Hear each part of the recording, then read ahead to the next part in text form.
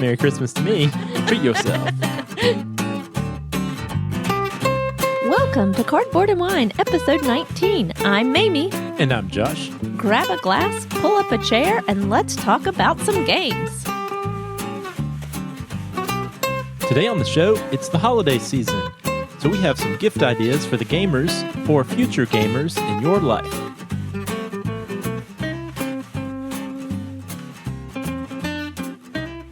Mamie, we found our way back to the studio. I know, it's amazing. I think it's been 6 weeks? There was a podcast in October. November was completely void of Cardboard and Wine, but we're back. Yeah, we're back. After many travels, we are finally able to be in the same space at the same time and even play a few games. Yeah, we've alluded to work travel in the past, but between the end of September and Thanksgiving was probably the most intense period of travel that we have had since we've been married. Yeah, I think there were 9 trips. Yeah, 9 trips in that span of time. A lot of them my work, a few your work, and then some travel together, but finding time for any gaming at all was really challenging, and podcasting even more challenging. But we are back and plan to be back going forward from here. And we have gotten to do a little bit of gaming. And one of those weekends that we happened to both be in town was the weekend of the Heavy Gaming Con here in Apex, North Carolina. Yeah, that was a really great event, and I was super excited that the weekend for that event was sandwiched in between all of those travels. This was the second local Heavy Game Con here in Central North Carolina. The first one was in the spring, and we had to miss that one. But this one I was excited we got to attend, and this was hosted by a member of the gaming community here in Central North Carolina, Jeff, and he was generous enough to open up his really amazing and perfect for hosting a Game Con home. Yes, it definitely made me rethink what we're looking for in our future home purchases. Yeah, this was I'll call it a finished basement, but it was so much more than that. It was just the perfect game space, geek cave, just plenty of room for tables, and just to set the stage. I think we posted this on our Instagram at Cardboard and Wine if you want to see a photo from that. But I think around 30 gamers, so just tables in this really welcoming, inviting space, lots of Star Wars paraphernalia, just a really, really awesome and welcoming space. And he was such a great host. I think you even played a game with Jeff. But special thanks to him and to Adam, who was the guy who helped to organize this event. So I would be looking forward to participating in this event again in the future. It was a great way to meet some additional gamers here in our part of the world. Yeah, it was an awesome event. I was only able to get over there for the afternoon. But yeah, as Josh alluded to, Jeff taught me how to play Great Western Trail, which was super fun. Yeah, what did you think of that one? I really enjoyed it. It was, a new game to me. I don't think it's a new game in general, but it was really neat. It was a little bit complex at first, but kind of once you get the hang of it, it's sort of the same mechanism over and over again. You're kind of building your engine, and it was a lot of fun. Cool. I was able to be there a little bit longer than you were. I got there first thing in the morning, and really, I guess I spent from 9 a.m. until about close to midnight there. But a few games I got to play a quick 2-player game of Root, which was pretty fun. That's one that we've been playing a decent amount. But then what I was really excited about doing, and sort of a con environment is the great place to do this. So I'd say the high point of my day was getting in a 6-player game of Dominant Species. Ooh, that's a game that I really enjoyed the time that we played. Which species did you play this time? So I was the amphibians this time. Oh, how did that go? Well, I didn't win, but I felt pretty good. The amphibians start out, you have an extra type of element that you are able to utilize, so you're a little more malleable on where you can be in the board. But just really, really a great time. And I think within that group, we had some experienced players, and we had a couple folks who had never played before. But, for a game as heavy as it is, the rules are approachable enough that I've noticed new players are able to really jump right in and compete pretty quickly. But yeah, it was just a ton of fun. And to me, that is a game, if you can handle a little bit longer game, you've got 6 people together, because sometimes that can be an awkward number to have 6 people. A lot of games play well with 4 or 5. But to me, that was just super awesome to play it with that full player count. Yeah. So much fun. We'll have to break that one out again soon. I think you also, while I was playing Great Western Trail, you were playing the original version of Vinos, right? Yeah, so I actually left and took a break to go get some coffee. Came back, and a couple folks that I know were just reading through the rules of Vinos, which obviously we know quite well because we reviewed it on the show. However, this was the original Vinos that came out in 2010, not the updated deluxe edition with the Ian O'Toole graphics. And they were certainly struggling with the rule book. So I came over and was like, oh, Vinos, I know that one really well. Would you like me to help you learn it? And they were, very interested in me doing that. And then I quickly realized the board was completely different. And the iconography was totally different than what I was used to. So it took me a little bit of time to wrap my mind around it too. However, that was a really fun experience and got me extremely interested in breaking out our copy that has the original version on one side of the board, the new updated version on the other side, and actually playing that original 2010 version. Yeah, that sounds fun. We'll have to give that a try. Hopefully, now that the holidays are here, we're going to have a little bit more time to play some games. Yeah, I hope so. And it's pretty cool. The wine fair works completely differently than in the version that we've played a lot, the 2016 version. And then there's this whole bank that you have to use to spend money from. So instead of just getting really different. Instead of just getting money chips, which there is some of that, you put them in the bank, and so you have to utilize your bank account, and that's kind of interesting. It was a fun experience. And then the last big game of the night for me was Container. This is when you all were wrapping up Great Western Trail. This really great guy, Ray, that I met, who I'd actually met previously, we ended up playing all four of these games together. He taught Container, which is a game I've been wanting to play for quite some time. And which you immediately purchased. Yeah, I immediately fell in love. This is the type of game that is 100% my jam. It's sort of an economic game, but the rules overhead is pretty straightforward, pretty light, but there's so much depth of gameplay and interaction. And, I think of all the games that I have played, that one reminds me the most of a Splotter game that's not a Splotter game. I could see that. We've played it a couple times since our copy arrived, and it's definitely been fun. It's, I think like you said, it's a game that the rules overhead is not super intense, but there's a lot of choice and a lot of decision making. Yeah, we've played that one a few times since we got it, and we got the Jumbo edition. We played. It's quite jumbo. It is quite jumbo. I think you could kill someone with one of those boats. It's definitely heavy. You don't want to chuck that at somebody. Yeah, those boats don't actually float. No, I'm pretty sure they would sink. Yeah, but that's been a lot of fun. But anyway, that's just a little bit about some of the games we've been playing. I have, I guess, sort of one other bit of gaming news. I ran out last night to do a secret errand, and that was to pick up a couple decks of Keyforge from our local gaming store. Yeah, I thought that errand might be Christmas related, but nope, just game store. No, it was. Merry Christmas to me. Treat yourself. So we'll break those out sometime in the next couple weeks. Yeah, these decks have been sold out a lot of places. I imagine, a few months from now, all the gaming stores and Amazon will be flush with these things. But, I'm not going to spend a lot of time talking about Keyforge, but my goal would be to convince you to play this with me quite a bit in the next couple weeks. And maybe we can talk about our initial thoughts next time on the show. Sounds like a good plan. All right. Did you notice the wine we're drinking tonight? I not only noticed it, I have been sipping on it. So I picked a special wine for our return since it's been a while. This is the Klein 2017 Old Vine Zin. Oh, Klein, that sounds very familiar to me. I was going to say, do you remember why Klein is special? Well, we have been there in person. We have. On our first ever trip to Sonoma, I think maybe the first vineyard and winery that we visited was Klein. Yeah, I definitely have fond memories of Klein. It was, I think we might have even gone to that one twice. Yeah, I think we stopped on the way out because the other couple we were with ended up joining their wine club. That's right. Yeah, no, I'm a big fan of Klein. And I actually was out in California a couple of years ago for a work trip, and a colleague and I went up there again and sat on their beautiful patio and ordered some wine, and I think we had a box shipped after that. Klein makes some really solid wine. And it was interesting. In researching for this, I learned even more than I did when I was there on their tour. But and I knew this, that they really focus on sustainability and green practices, which I love. But I also learned that their Zinfandel grapes actually don't grow there in Sonoma. They grow in Oakley, California. That's where they make the sunglasses. Yes, exactly. On some of the oldest vines in the United States. So these truly are Old Vine Zin, and it's delicious. It is. I think besides Cabernet Sauvignon, I think Zinfandel is my number 2 favorite grape. I don't think I knew what Zinfandel was until we went on that trip. I think I thought all Zin was white Zin. Yeah, that's how Sutter Home gets you. Exactly. Right? Yeah. No, this is great. This is a really great Zin. Also, the other thing that's great about Klein is they distribute quite a bit across the United States. You could probably find their wine.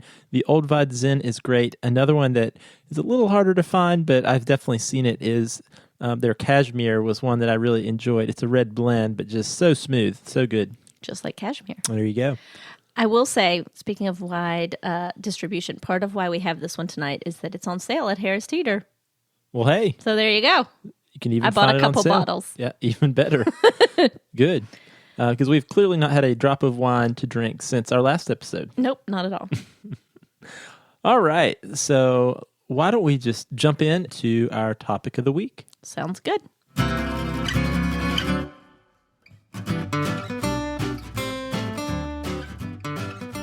All right. Well, since our last episode, a lot has happened, namely Halloween, Thanksgiving, All of fall. the transition to a winter. Lots of things have taken place, but we are right here rushing towards the holiday season, and along with that comes one of your favorite things to do, Mamie, buying gifts for people. I do. I love to buy gifts. And I love to receive shop gifts. for gifts. So this is that's why we're a good pair. Yes, but you don't like me to pick out your gifts. You like to pick out your own gifts. That's true. I usually say, here's my Amazon wish list. That's Go to less town. exciting. But so we decided we would spend some time on this episode to outline some of our ideas for great gifts for the different people on your shopping list. Yeah, and so what we've done is we've broken this into different categories of people you might want to shop for this holiday season. And knowing that you probably love board games as much as we do, it's really exciting to share the things you love and to buy gifts that you are excited about that you can share with other people and think about things they might like as well. So what we're not doing, though, is we will not be talking about games to get for your other gamer friends. Because they, like Josh, probably buy their own games. Yeah, they know what they want. So they don't need your recommendations. So anyway, so we'll just go through these categories. And I'm sure a lot of you have these categories of people in your list. And Mamie, each of us, we laid out these topics and we each chose one game that we think would be the ideal gift for these different groups of people. So Yep. here we go. If you could just, as you listen to this, pull up Amazon or Cool Stuff Inc. on your phone, and you could just start loading up your cart right now, and you'll be done by the end of this episode with all your shopping. That's right. So up first on our list is the best game to purchase for the little ones. This is for those 6 and under that are on your wish list. So Josh, what would be your pick for the little ones? Yeah, you know what's crazy about this is how I realized when we're putting this together that quickly our little ones have transitioned out of this phase. We were used They're to... medium ones They're now. medium ones, which we'll get to in a minute. But we have spent the last few years playing games with little ones, those 6 and under. And the game that I think has been the biggest hit and biggest success for our kids when they're small, and really even now, is Monza. So Monza is a Haba game, and Haba makes, they have their signature yellow box with the red text. Big shout out to Haba for the games in the 6 and under category. Yeah, and really, if you're unsure and you want to buy a game for a kid or for parents of kids, Haba is you probably won't go wrong with Haba. That being said, we've tried a number of Haba games and non-Haba games, and I think Monza has been the one that our kids have really come back to. They'll grab it and play on their own. They'll ask for it to play with us. And I would say, as we were playing little kid games, was probably the first one that we played that I did not want to pull my hair out while playing it. So, and Monza, I should say, is a German word for... Actually, I don't know what it's a German word Race for. car? But I don't know something if that it has is. to do It's with about racing or racing. race cars. But essentially, you've got these really nice quality die that have different colors on each face, and you roll them and you pick the ones you want to move around this colorful racetrack. And the thing that's cool is it's simple enough for little kids, but it actually does have a little bit of decision making. So it's a great way for kids to think about and learn about making choices in games and doing some sort of rudimentary decision making. And those little cars are so nice. Those little wooden cars are cool. Beautiful game. Yeah, Monza's definitely a great pick. For this one, I went a little bit more I don't know, traditional maybe, but my best game for the little ones is My First Carcassonne. And I like that it's introducing them to the concepts that come up in another game that we really enjoy. And My First Carcassonne is a tile laying game, but it's a lot simpler than the Carcassonne that you may be more familiar with. In this game, you lay a tile, and if there is a drawing of your color meeple on that tile and it connects to another tile, then you get to place your meeple on that road. So you're really just controlling the roads and not doing any of the other building. But it's really fun, and our kids have really enjoyed it. They are starting to age out of it, I think. But it's a great introduction to that style gaming. Yeah, and we should mention, too, compared to regular Carcassonne, all the tiles fit together. So there are actually roads on every face. So the kids will always have a valid placement. And also everything's just a little bit bigger. The tiles are larger and a little thicker, and the meeples are a little bit bigger. So really perfect for little hands. All right, so our next category is the best game for families with kids. And this is that, like I said, middle-age kids, 6 and up. So family games. Yeah. What's your go-to? These are what we're in the thick of right now. Yeah, one thing I meant to say before we even started this was one criteria for all these games, and this should be an obvious one, but these are all games that are fairly easy to find, that are available, that you could find on Amazon or Cool Stuff, or in some cases even Target. All right, so families with kids, a little bit older. For me, this is one that we really just recently started playing with our kids, and I think is a super fun family experience, and that is Castle Panic. So the thing I like about Castle Panic is that it's a cooperative game, and so when trying to introduce your kids to slightly more complex games, I think it's a much more fun experience for them and for everyone when you really can, as a natural part of the game, help coach them with some of the decision making, and they can more think things out, think their decision making process out in the context of the game as it actually is supposed to be played. So I think the teamwork involved in Castle Panic is really great for kids that age, but also the theme is just really cool. You've got all these monsters that are bearing down, and you're trying to destroy them, and just a lot of fun. We've had a great time playing Castle Panic with our kids. What did you pick, Mamie? So my game is sort of collaborative. My game for families with kids 6 and up is Catacombs. Oh, wow. Good choice. Yeah. So this is a game that we've recently started playing with our kids. And I think the dexterity aspect of it, while they're not fabulous at it, they really enjoy it. It's a lot of fun, and they're getting better. I can already tell. I mean, my son is definitely better than I am at getting his targets hit.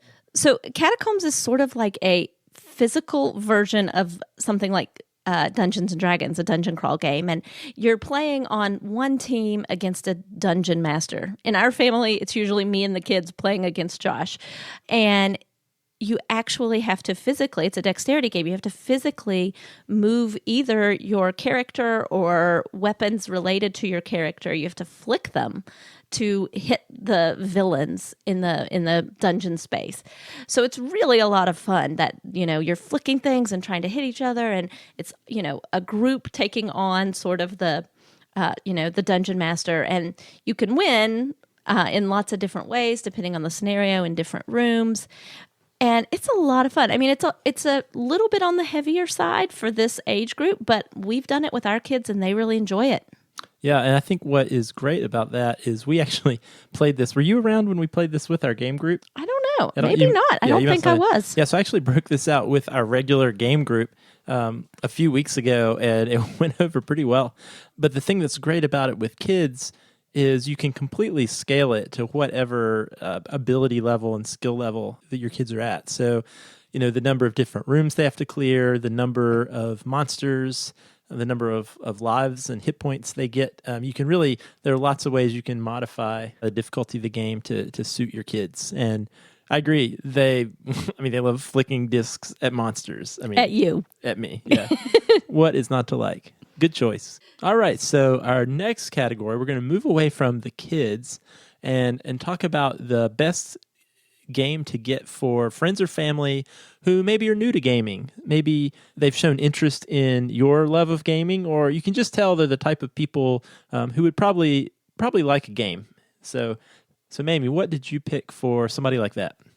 So, interestingly, my game choice for this is also a pseudo collaborative game, although not really. It's really a King of the Hill game, King of Tokyo. What I like about it is that there are times and seasons in the game when you're not in Tokyo where it does feel like you're working together. Now, when you're in Tokyo, you're just, the target. But it's not a super complex game, but it's really fun. It's pretty easy to learn.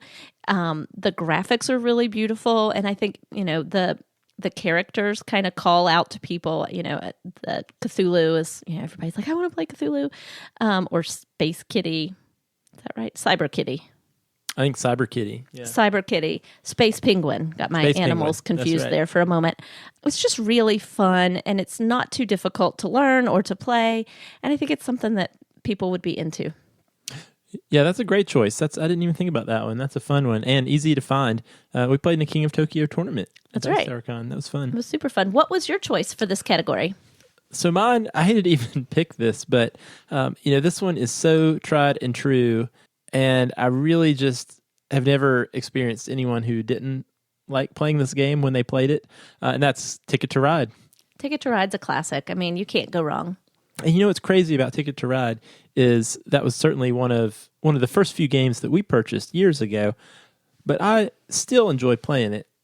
Yeah, it's pretty fun. much as I did back in the day. And we've played it with your family who doesn't play Are a lot not of other gamers, games. yeah. We've played it with friends, and just I have never had a bad time playing Ticket to Ride, except sometimes where at the end you get lucky and draw a card that you've It's not already lucky. completed It's my strategy. that route. I know. I know.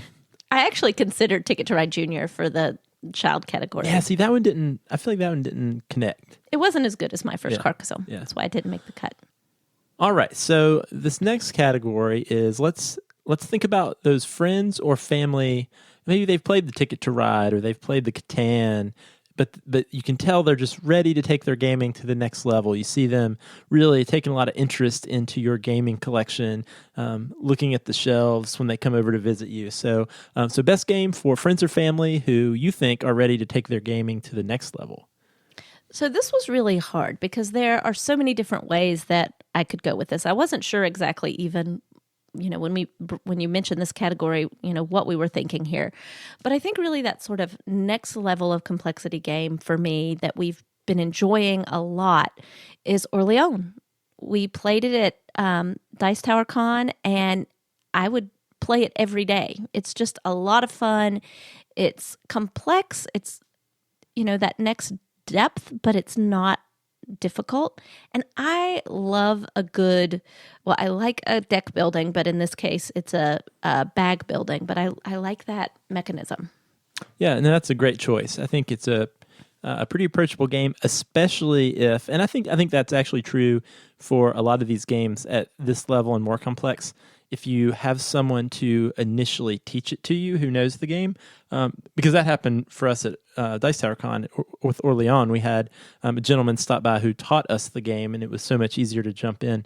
Yeah, I think that almost might be a caveat for this category, is that a game that you'll teach them that they'll love. Yeah, and that's actually a great general suggestion. If you are buying a game for a friend, is maybe you also offer yourself up to, hey, let's plan a night, or hey, let's plan a time I teach you the game. We'll play together. And then the fun thing for them is they'll have a great time and they'll get to take it home and share it with their friends. It's not just a gift, it's an experience. It's an experience. Okay, so what about you? What did you pick for this next level? All right. Well, Orleans is a great choice. Can't believe I didn't think of that one. But I went with, I guess, another tried and true game, but I went with Castles of Burgundy. Oh, that's a really good choice. Yeah, I think this one is just a great next step game if you're somebody who really liked Catan or even Ticket to Ride.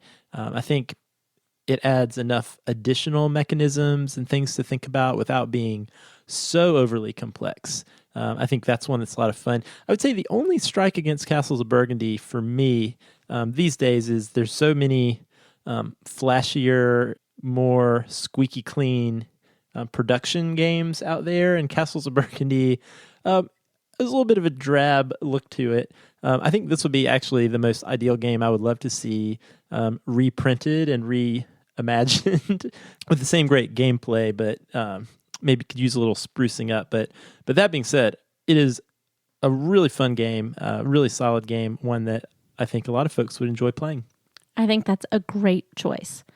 All right, so for our last category, this is our best overall game to purchase as a gift this holiday season. And this is one that surprisingly, maybe, we agreed on. Yeah, so I think for this category, if you can only buy one game for somebody, anybody on your list. Everybody on your list. Everyone on your list. This is the one. And this is a great choice because, one, it's cheap. It's very, very affordable. It's small. You can throw it in the stocking. It's very easy to learn. And I will say, I have never met anyone, and we've introduced this game to a lot of people who did not immediately say, let's play it again. And there have been very few games that we play that have had moments of both tension, where nobody in the room is breathing, and out loud cheering celebration. Yeah. So what game are we talking about, Mamie?